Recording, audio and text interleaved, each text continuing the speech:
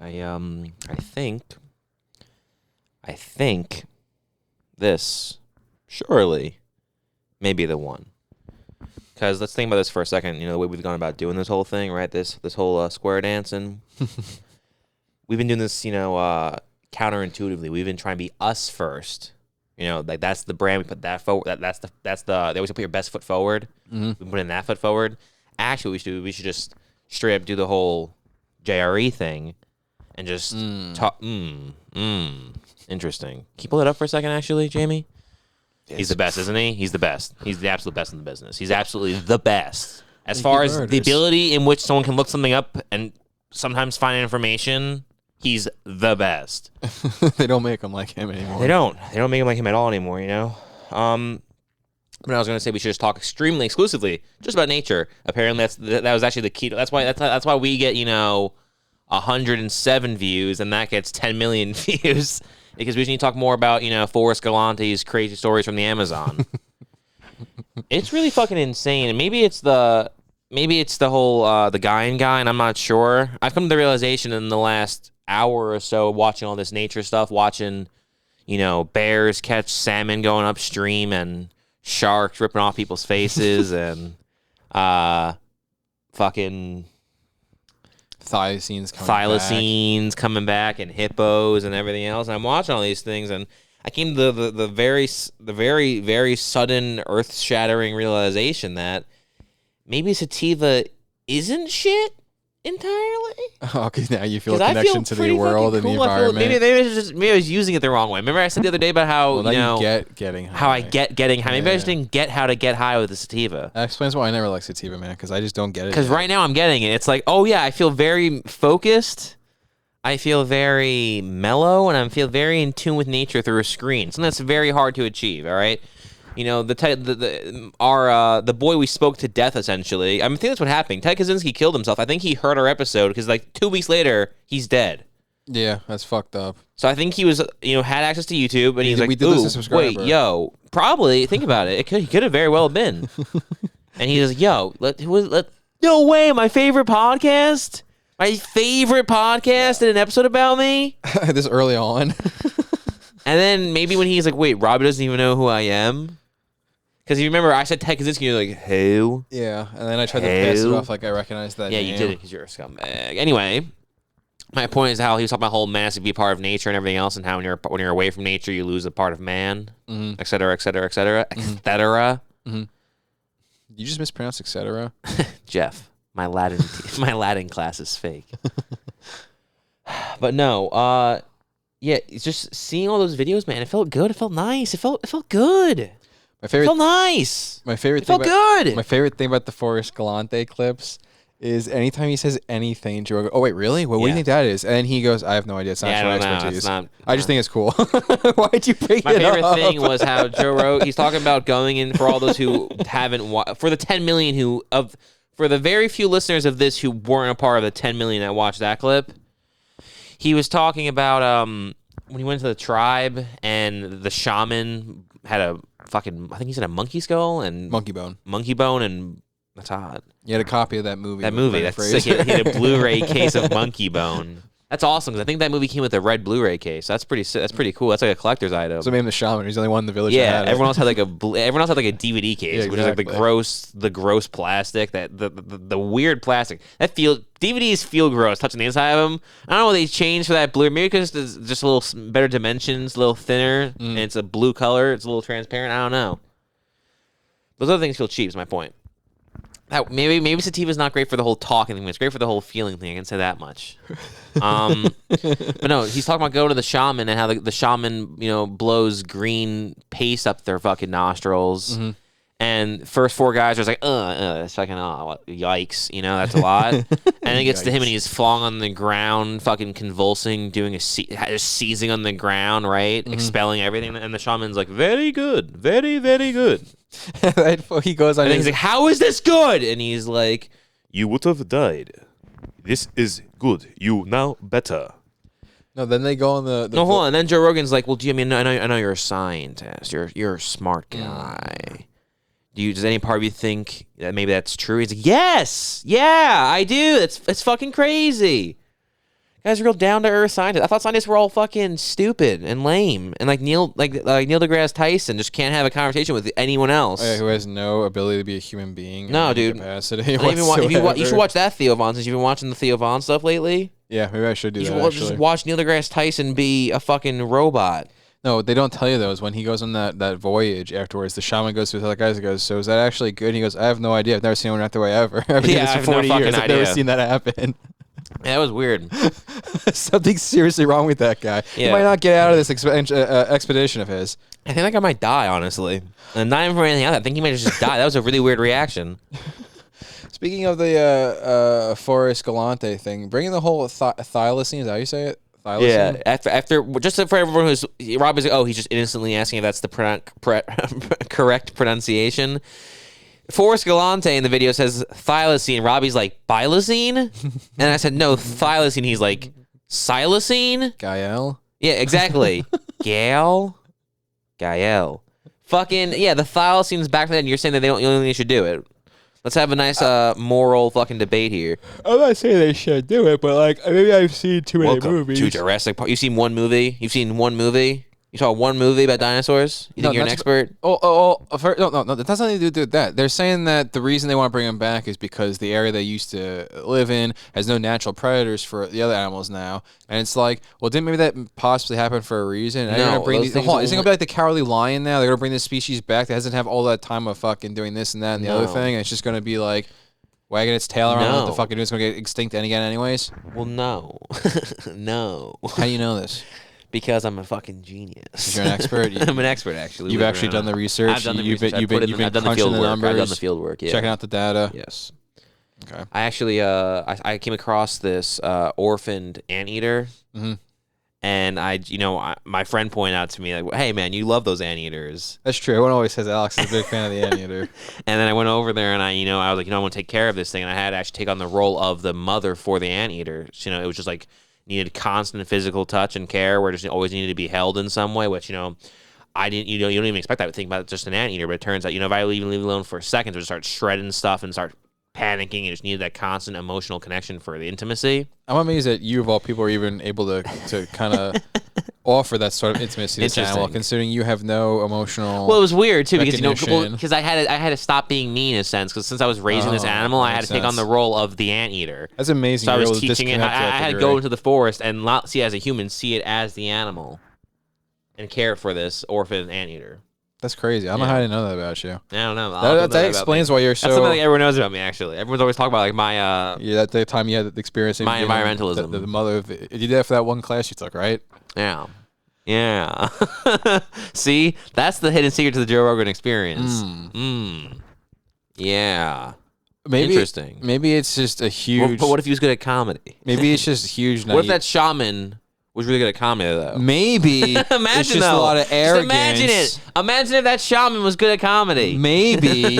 It's a lot of arrogance on my part, but I am under the impression. And imagine if these thylacine understood complex muscle movements and could like bench press properly. That's why I think it's a bad idea. They don't understand complex muscle movements. You're here's the reason why you're wrong. Actually, here's the reason why you're wrong. Actually, no, I think I don't know the years, but I'm pretty sure those it's things just only arrogance. But what I was going, right. I think I was going to say maybe that the issue. I think those things the thylacine only went extinct like in the 80s or the 60s. They're not been gone for long. And they only went extinct because it became like a fad in which it was people hunting them for their like pelts. I don't know. It's been a while since I've seen Jurassic Park, but I don't remember how DNA works other than being a little bungee jumping, little bouncy, little. Actually, the only way DNA can work, in fact, is actually that's actually the only way you need to see it. It's 100% to a T. The only way you can actually even extract DNA is only from mosquitoes that were kept in what was that like? Tree sap. Tree sap. Yeah, that's actually the only way it works. That's interesting. It's crazy. So maybe it's just arrogance on my part, but I am under the impression that if I was to just go into the forest like these guys and spend my time amongst the animals, right? If like a bear came my way, I'd die. No. I think, speaking of Jurassic Park, I think I honestly, again, maybe it's arrogance, maybe I'm just a little naive, but I think I could easily just pull one of these bad boys out, right? And I would just be able to get onto that primal level. That one, the Chris Pratt. I'd be able to pull out the Chris Pratt and say "Easy Blue." Right. I'd be able to just get in that 1-to-1. Yeah. With the animal. You don't even need to say it, you just need to do the hand. As long as you do the hand the right way, animals understand that more than anything in the world. That's my point. I think I'd be totally fine surviving. And that works on everything. Dinosaurs, bears. I think it worked on bears the best, actually. Because bears are lazy. We just watched that video. They just stand there waiting for them. The only thing it doesn't seem to really work on is like ostriches, you know? Those fuckers are a little crazy. Yeah, they are a little crazy. Those are the real top predators. That'd be a little hard to use my my hand trick on the ostrich. Why's that? Because they're the wild ones, like you just said. They're not the good type of predators to be talking about. Oh, yeah. I don't know. You just said ostriches. Made it sound like it was a problem. So then I agree with you. And you go, why? That's what Joe Rogan just did in the thing we just watched. He asked him, why do you think people want to explore these animals Dude, why are you doing that, bro? Why do you want to explore animals so much? Why do you think? What do you think is that people need to just do this inherent desire to look for animals unknown and explore what's out there? And then he goes, and then in Forrest Galante fashion, I don't know, it's not really my field. What do you think, Joe? And Joe gives this whole explanation, and then 5 minutes go by, and he goes, but what do you think it is about people? You need to figure out how these animals just come into play. Like, why people need to find these animals that don't exist or maybe exist? Are you actually asking me the question now to give an answer back? No. Okay. I thought we were having a conversation. We really weren't, I'll be honest. I'm feeling pretty nice right now. Yeah. I was explaining how Joe Rogan... You can go through it again. It's fine. No one's listening. It's fine. Joe Rogan goes just to... Just me, baby. Just me right here talking to you. Joe Rogan goes to Forrest Galante going, what do you think it is about people that they have this inherent desire to try to explore the animals that we haven't... You know, we know giraffes are real, but we want to figure out the animal... We want to figure out the animal we don't know is real. Right. And then Forrest Galante goes, oh, it's not really my field of expertise. Yeah. What do you think? Right. And Joe's like, well, you know, we just have this desire to constantly evolve and improve and try to figure out what's out there and move on and explore. It's like, so you already had an answer to your question. But then 5 minutes go by and he goes, so what do you think it is about people? We have this inherent need to just try to figure out what's out there. He just reworded the question 5 minutes ago. But then also Forrest Galante goes, well, it's actually really interesting. See, I think we have this just inherent depth that constantly explore. That's what makes Joe Rogan such a great interviewer. So he's very good at this. All right, he has a list of questions he wants to ask, and if you don't give him the answer he wants, he's like, all right, we'll circle back to that one. And by the time he gets back to it, he already has the fucking you've now gotten some time. You're 5 years older than you were a second ago, or 5 minutes older than you were the first time. You thought about it a little bit more. You know a little bit more now, and you get to answer it better. And you think instead of making you feel silly for getting the question wrong, he's like, "Oh, we'll circle back to it," and he just reworks the question. Change a couple of words, and you'll get it. And you extract the truth out of him. Of all those things and clips, I think the most interesting part of it was probably the uninhibited people. What's the terminology when they're uncontacted? Yeah, the uncontacted people is definitely the most interesting. That's something. It really does come down to it's either leave them alone, go contact them. Which is such a silly term. Go say, hey, what's up? Yeah, that's so stupid. Is your mom hot too? You like pizza? Up? Yeah. You want to take our shirts off? You wear thong underpants? Where do you live? Want to rent a movie? Want to party with us? Our dicks are huge. Our dicks are huge. You can see it from space. No, but yeah, or it's just invent and be the whole spreading a religion thing. Do you know how long it would take? Just hear me out for a second, okay? For these people who are, what's the terminology for people who go and these annoying fuckers? They're the ones who go around and they, come on here, help me out here.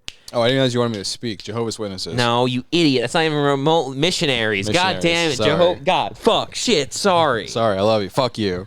Dude, Jehovah's Witnesses, what the fuck? You said people go around. I don't know. You did missionaries. We're talking about missionaries. You who mentioned the uninhibited islands. I didn't mention missionaries. I said uninhibited. Oh my god! It's always the missionaries who go over there and want to spread their religion, like that guy, that fucking goofball who went to some island. I already forgot the Sentinel Island. Mm-hmm. That goofball goes over there and he's like, "I'm going to bring the Lord." And then the North day one almost dies. Like, I'm going to try again. Day two. Day two, literally the Bible gets tried. Like, I'm going to go back again. Day three. Third, 3 strikes, you're out. I think God would want us to go to Milwaukee. I don't get it though. It's like, do you know how long it would take for me to, if I was gonna, let's say for whatever reason, I just decided that my life as is wasn't interesting enough that I need to play God and go, infiltrate this pocket of society, right? Uh-huh.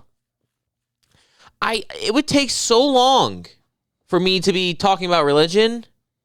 It was the first 5 years of my contact would just be the fucking kicking and screaming scene with Italian kids. They're like, how do you say pizza? Pizza? How do you say spaghetti? Spaghetti.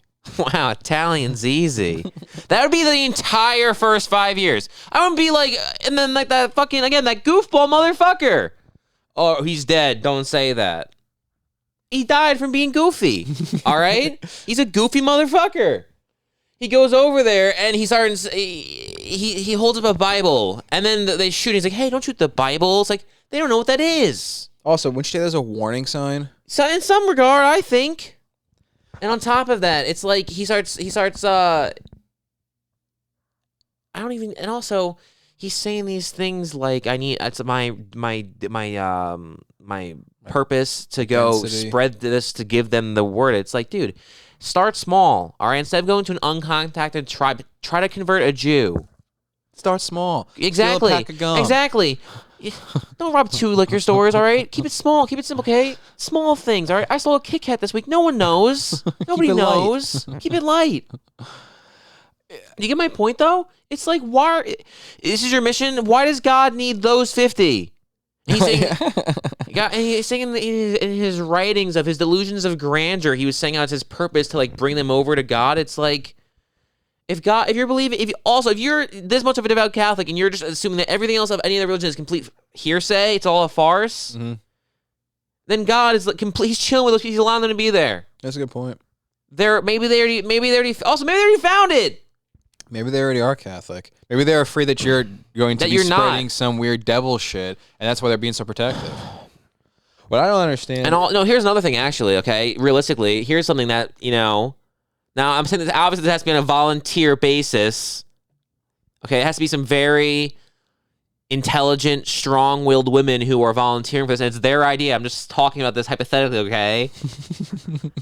And again, this cannot be some sort of thing where it's an exchange of services. No, that's immoral and wrong. I'm just saying some very enthusiastic anthropologists with the looks of movie stars. Okay? Because think about it, most anthropologists look like anthropologists, okay? And a lot of uncontacted tribes look at some anthropologists and think, that's not very nice. That's not eye candy. That's not a sight for sore eyes. I live in the woods. That's not a sight for sore eyes. I get what you're saying. I think I understand what this So you get some sexy anthropologist ladies, all right? You get like Brooke from That 70s Show, Shannon Elizabeth. She probably played an anthropologist in a movie. or the one from Billy Madison, Veronica Vaughn. Yeah. Isn't the one she plays in Mortal Kombat? Isn't that one like day job, an anthropologist or something like that? Something like that. Or she pretends she's a scientist. Something like that. You get her to go wave hello, bat her eyelashes, smile. Maybe these hostile tribes, they're always talking about how hostile they are. It's like, no, dude, it's 6 guys and you're a bunch of fucking old guys showing up. They're like, fuck these losers. Let's fucking kill them. There's already enough of us over here. Yeah, fuck this guy, dude. That guy's... Get him out of here. Despite being, But you get Yvonne Strahovski to walk it over there. Mm-hmm. Chuck loves putting her in those funny little outfits, right? Have her be... Oh, my God, no. Carmen Electra. That's the anthropologist. She plays one in that some fucking action movie. She has some... Isn't it the Bond movie? She has some crazy name.